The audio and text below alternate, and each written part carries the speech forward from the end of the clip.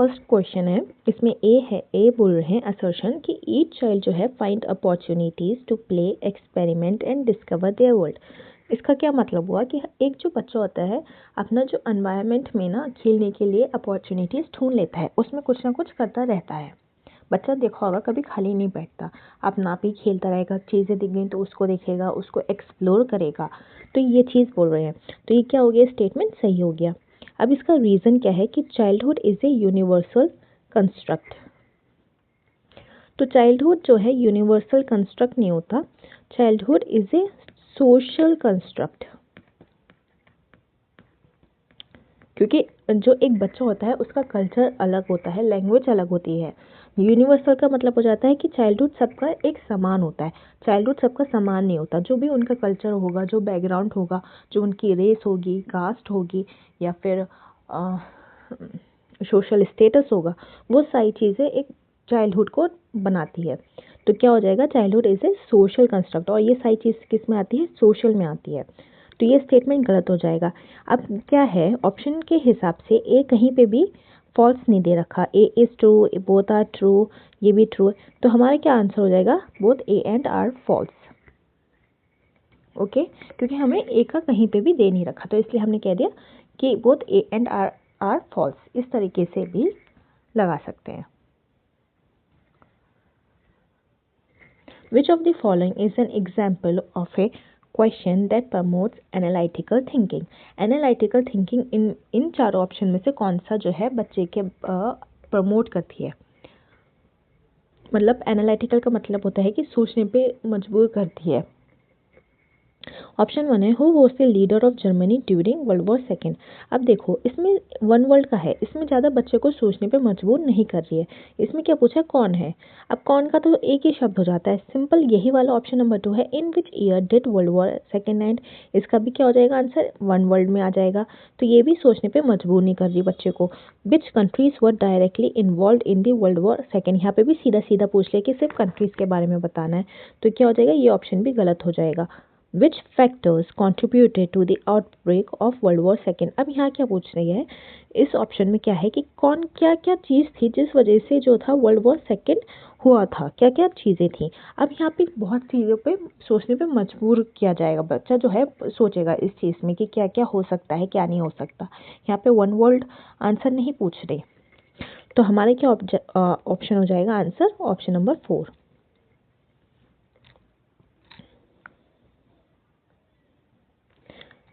A है, gene पियाजे assumed that the process of learning is dependent solely on hereditary।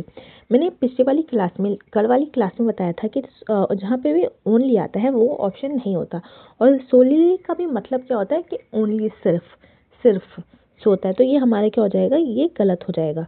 ठीक है, ये option गलत हो जाएगा। जीन पियाजे ने क्या करा था कि लर्निंग जो है डिपेंड जो है सिर्फ हेरिडिटरी पे थी, तो ये गलत है। उनका क्या था, किस पे है कि बच्चे की एनवायरनमेंट थिंकिंग से भी है। ठीक है, हेरिडिटरी नहीं था completely. Development is a result of interaction between hereditary and environment. अब क्या है, ये ऑप्शन सही है, ये रीज़न सही है कि डेवलपमेंट जो होता है एक बच्चे का हेरिडिटरी के साथ साथ एनवायरनमेंट पे डिपेंड करता है। तो हमारा क्या हो जाएगा, रीज़न सही हो जाएगा और ए गलत हो जाएगा। तो उस हिसाब से हमारा ऐसा ऑप्शन नहीं जा रहा, तो हम क्या लगाएंगे, he is true but R is false, both A are false। तो हम क्या लगा देंगे, 4th लगा देंगे। ठीक है, ये PYQs है, हम ये PYQs में पिछले ये आ चुका है। तो ऐसे जब होती है क्वेश्चन में इस तरीका, तो both A and R false लगा सकते हैं। अदरवाइज अगर ऑप्शन ये है कि A जो है फॉल्स है और रीज़न जो है ट्रू है, तो फिर हमारा आंसर क्या जाएगा, यही हो जाएगा। According to Jean Piaget, when children cannot handle new experience within their existing cognitive structure, they experience and resort to। एक बच्चा जो होता है जब वो बैलेंस, जो न्यू एक्सपीरियंस को कहीं वो बैलेंस नहीं कर पाता, दो चीज़ होती है, एकोमोडेशन होती है या फिर एसिमिलेशन होती है। या तो एकोमोडेशन में रखता है या तो एसिमिलेशन में रखता है। लेकिन जब इन दोनों का बैलेंस नहीं बनता है, बच्चा नहीं बना पाता कि उसे कहाँ रखना है, तब क्या हो जाता है, डिसइक्विलिब्रियम हो जाता है। डिसोनेंस नहीं होता है, डिसइक्विलिब्रियम होता है। ठीक है, तो वो क्या हो जाता है और उसमें बैलेंस बनाने के लिए कोशिश करता है, अडेप्ट करता है, अडेप्टेशन होता है इसमें। तो क्या हो जाएगा, आंसर हो जाएगा हमारा ऑप्शन नंबर 1, क्योंकि इक्विलिब्रियम था। अगर लास्ट क्लास की बात याद है तो इक्विलिब्रियम था, इक्विलिब्रेशन। ठीक है, वो बैलेंस बनाता है। जब बैलेंस नहीं बनेगा तो उसका अपोजिट क्या होता है, डिसइक्विलिब्रियम। वाइल पियाजे view children as, Vygotsky view children as. ठीक है, अब पियाजे ने कैसे देखा था बच्चों को। अब देखो दोनों केसेस में क्या था, दोनों ने बच्चों को एक्टिव देखा था कि बच्चे दोनों एक्टिव होते हैं। वियोत्स्की ने भी यही बोला था, पियाजे ने भी यही बोला था कि बच्चा जो होता है एक्टिव होता है, ज़्यादा पार्टिसिपेट वो करता है। तो अब एक्टिव कहाँ पे है, यहाँ कह रहे हैं एक्टिव है, यहाँ पैसिव है, तो ये ऑप्शन गलत हो जाएगा। यहाँ एक्टिव है, ये एक्टिव है, ठीक है। यहाँ पैसिव है, यहाँ एक्टिव है, ये भी गलत हो जाएगा। ये पैसिव है, ये भी पैसिव है, ये भी गलत हो जाएगा। तो हमारा ऑप्शन क्या हो जाएगा, 2 हो जाएगा। अब देखो इसको समझते हैं थोड़ा। वाइल पियाजे व्यू चिल्ड्रन एज एक्टिव देखा था इन मैनिपुलेटिंग आइडियाज़। अब वो आइडियाज़ जो होते हैं उसको सोचते हैं, समझते हैं और खुद करते हैं। यहाँ पे क्या था, बच्चा जो होता है इंडिपेंडेंट एक्सप्लोरर होता है, वो खुद ब खुद सीखता है चीज़ें को। तो ये हो जाता है वही, इन मैनिपुलेटिंग आइडियाज़। व्योत्सी ने बोला था कि बच्चे क्या होते हैं, सोशल में बोला था उसने, सोशल कॉन्टेक्स्ट होते हैं, कि सोशली से सीखते हैं, सोशल जो भी सोसाइटी होती है उससे सीखते हैं। तो इस हिसाब से हमारा क्या हो जाएगा, ऑप्शन नंबर 2 हो जाएगा। ओके, अब नेक्स्ट क्वेश्चन है, what is are the basis और base for determining the stage of moral development in Lawrence Kohlberg theory. अब इसमें क्या है कि क्या डिटरमाइन करता है, जो स्टेजेस जो मोरल कोहलबर्ग की जो थ्योरी थी, उन्होंने ये जो स्टेजेस के मोरल डेवलपमेंट जो बनाए थे, जो स्टेजेस रखे हैं, उन्होंने क्या उन्होंने लिया है, क्या उसका बेस लिया है। तो पहला है एज ऑफ द इंडिविजुअल, तो उन्होंने एज ऑफ द इंडिविजुअल नहीं लिया था। Answer given by the individual for against stealing, तो उन्होंने क्या था, इन्होंने इंटरव्यू किए थे, बच्चों से बातचीत करी थी और क्वेश्चन के हिसाब से उन्होंने रखा था, एज के हिसाब से नहीं रखा था। तो यहाँ पे क्या होता है, जो बच्चों ने आंसर दिए थे उसके हिसाब से उन्होंने इसको स्टेजेस को बनाया था। तो ये आंसर सही हो जाता है, ऑप्शन सही हो जाता है। Reasoning underlying the individual response, reasoning जो होता है, एक बच्चे ने जो जवाब दिया है तो उसके पीछे का विचार क्या था, उन्होंने क्या सोचा उसके पीछे, कि इस जवाब देने के लिए उन्होंने कुछ तो सोचा होगा। अगर बच्चे से पूछें कि बेटा बताओ चोरी करना ठीक है कि नहीं, तो उसके पीछे वो कुछ सोचेंगे तभी तो देंगे। तो वो जो विचार है तो उन्होंने उसको भी लिया था। तो हमारा क्या आ जाएगा, आंसर हो जाएगा हमारा बी एंड सी।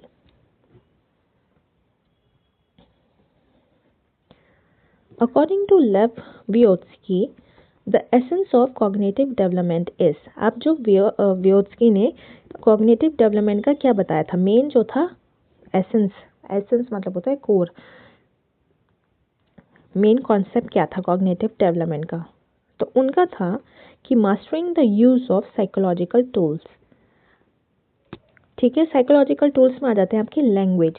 अगर देखो व्योत्स्की का क्या था, सोसाइटी से सीखना, सोसाइटी के लिए अगर आपको सोसाइटी से सीखना है तो आपको उनकी क्या आनी चाहिए, भाषा आनी चाहिए, उनके जो जिस तरीके से जो होती है साइंस और कल्चर जो भी है उनका, वो सीखना आना चाहिए। तो आपको वो सारी चीज़ें सीखनी होंगी।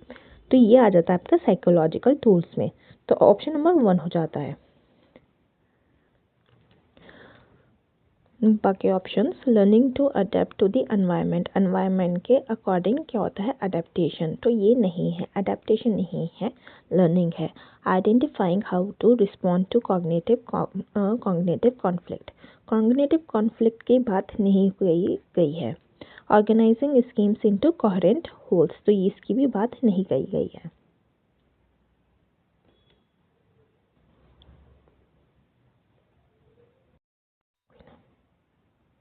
Next question है, according to Lev Vygotsky plays an essential role in helping learners progress through zone of proximal development।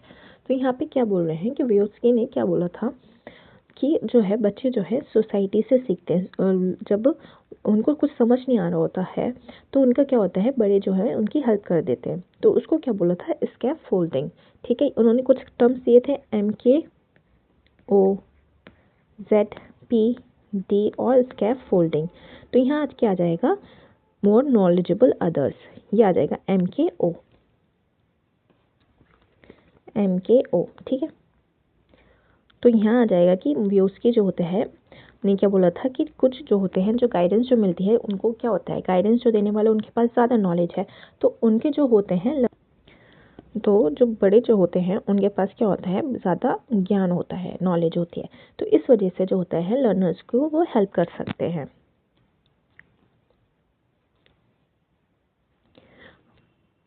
Next question है, Howard Gardner propose that intelligence क्या हो सकती है, can be differentiated into multiple kinds. तो क्या है, अब गार्डनर ने जो था उन्होंने यही करा था, जो इंटेलिजेंस जो थी, अगर लास्ट क्लास की याद है तो उसमें क्या था, उन्होंने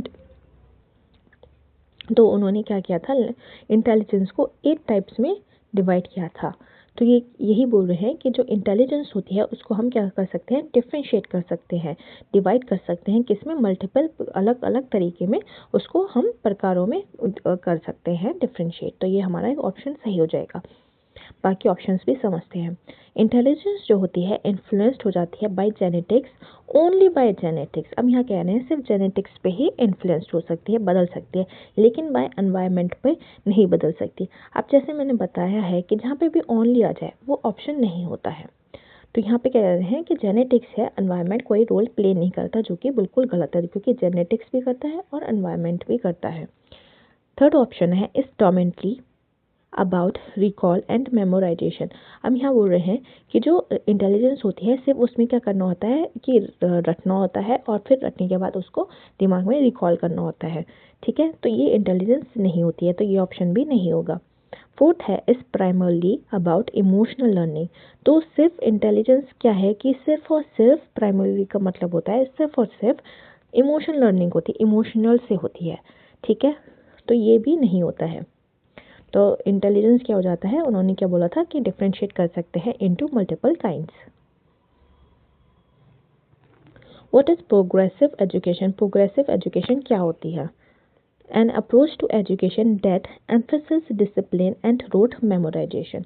अब जो होती है प्रोग्रेसिव एजुकेशन, डिसिप्लिन और रोट मेमोराइजेशन नहीं होती है। जहाँ पे भी रटना आ जाता है वो ऑप्शन भी नहीं होगा।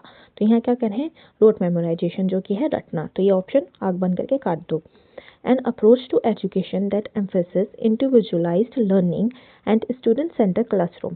तो जो प्रोग्रेसिव एजुकेशन होती है वो क्या होती है, किस पे एम्फेसिस होती है, इंडिविजुअल की जो लर्निंग होती है, जो एक बच्चे को जो ज़रूरत होती है उस पर, और साथ ही साथ जो स्टूडेंट को रख के, जो बच्चे की जो ज़रूरत है, जो और बच्चों की जो ज़रूरत है उसको रख के उनके उनके चारों तरफ होती है। तो ये ऑप्शन हो जाएगा, क्योंकि स्टूडेंट प्रोग्रेसिव एजुकेशन में यही बात की है कि जो बच्चे को जो भी रिक्वायरमेंट है उसको वो पूरी की जाए पढ़ाई में, नॉलेज में।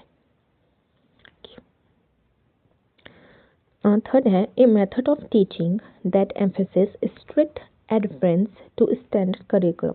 यहाँ बोल रहे हैं कि जो टीचिंग मेथड प्रोग्रेसिव एजुकेशन वो है कि जो जो सिर्फ और सिर्फ एडहेरेंस मतलब होता है बिल्कुल एकदम सख्ती के साथ पालन करना किसी चीज़ का, जो है यहाँ पे किसकी बात कर रहे हैं, करिकुलम की, जो भी सिलेबस है, जो भी करिकुलम है उसको सख्ती के साथ पालन करना है। प्रोग्रेसिव एजुकेशन ये है, तो प्रोग्रेसिव एजुकेशन ये नहीं है, तो ये अभी ऑप्शन गलत हो जाएगा। फोर्थ है कि ए method of teaching that emphasis maximum use of technology and multimedia in the classroom. तो प्रोग्रेसिव एजुकेशन क्या है कि सिर्फ और सिर्फ हमें ज़्यादा से ज़्यादा यूज़ किसका करना चाहिए, टेक्नोलॉजी का करना चाहिए, मल्टीमीडिया का करना चाहिए। मल्टीमीडिया हो जाती है कि वीडियो हो गई, पिक्चर्स हो गई, इस टाइप की मैप्स हो गए, तो ये सही चीज़ हो जाती है मल्टीमीडिया। तो हमें इस चीज़ का यूज़ करना चाहिए। तो ये ऑप्शन सही है, लेकिन पूरी तरीके से सही नहीं है, क्योंकि प्रोग्रेसिव एजुकेशन जो है बेसिकली इस पे फोकस करता है कि जहाँ पे एक बच्चे की जो ज़रूरत है वो जो है टीचिंग के लिए जो भी उसकी ज़रूरत है वो पूरी हो सके, तो उसका ध्यान रखना होता है प्रोग्रेसिव एजुकेशन ये है। ठीक है, तो ऑप्शन हो जाएगा हमारा 2। ये भी सही है, फोर्थ ऑप्शन भी। फिर जब दो ऑप्शन सही होते हैं या फिर सारे ही ऑप्शन सही होते हैं, फिर हमें देखना होता है कि कौन सा वाला सबसे सही जा रहा है, और सबसे ज़्यादा सही जा रहा है ऑप्शन नंबर 2।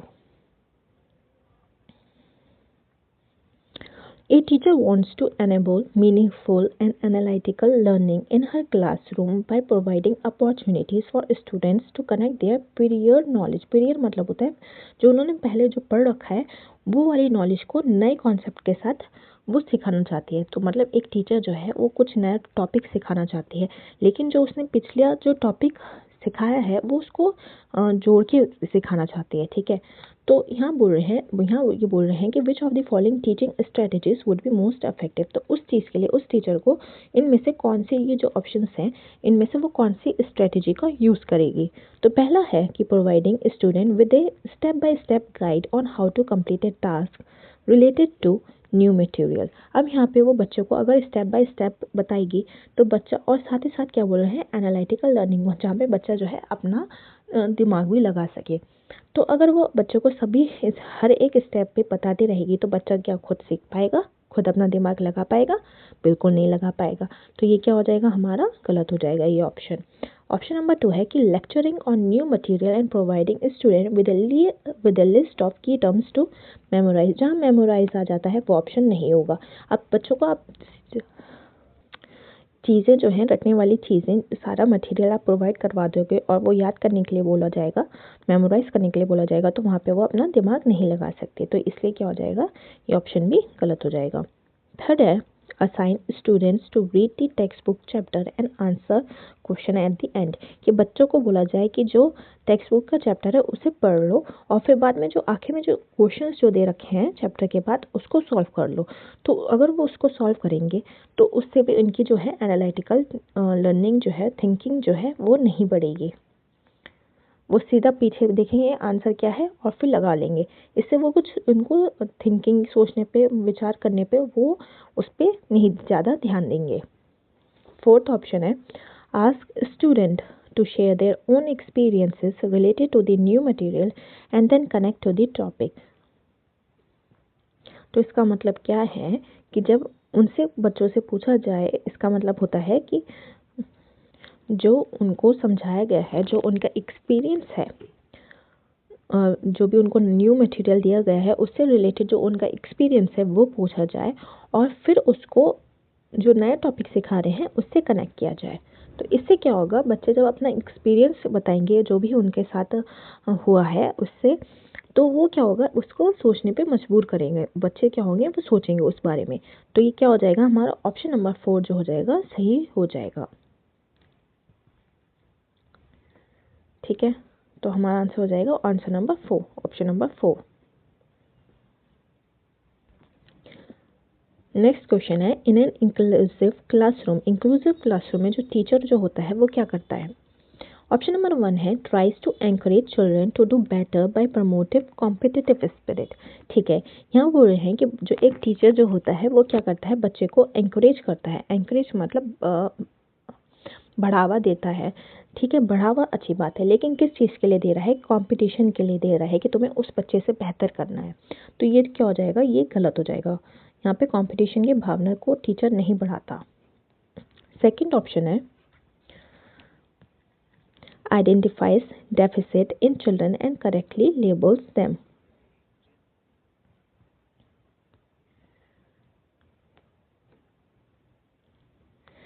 तो यहाँ पे जो बच्चों को नहीं समझ में आता तो उनको क्या कर रहे हैं कि जो भी उनकी कमियां हैं, जो भी उनकी कमी है बच्चों की, उसको लेबल करना कि तुम्हें नहीं समझ में आ रहा।